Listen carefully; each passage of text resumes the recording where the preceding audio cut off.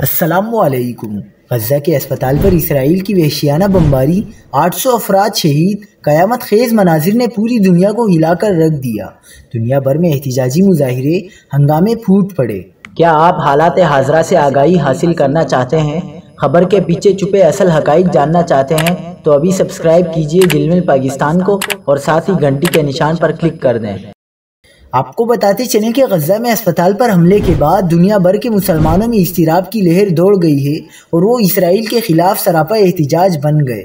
کئی ممالک کے شہری سڑکوں پر نکل آئے۔ استنبول میں اسرائیلی سفارت خانے کو نظر آتش کر دیا گیا۔ ترکیہ کے صوبہ ملاتیا میں امریکی بیس کے سامنے ہزاروں ترک شہری جمع ہو گئے اور شدید نعرے لگاتے رہے۔ ہزاروں ترکوں نے رات بھر احتجاج کیا۔ اردن میں ہزاروں مظاہرین اسرائیلی سفارت خانے پر چڑھ دوڑے جو شدید غصے میں نعرے لگا رہے تھے۔ تیونس میں سڑکوں پر عوام کا سمندر امڑ آیا۔ ہزاروں افراد نے اسرائیلی سفارت خانے کی جانب مارچ کیا اور نعرے لگاتے رہے۔ برلن، بیروت، رام اللہ اور الخلیل ہر جگہ ہزاروں افراد سڑکوں پر نکل آئے۔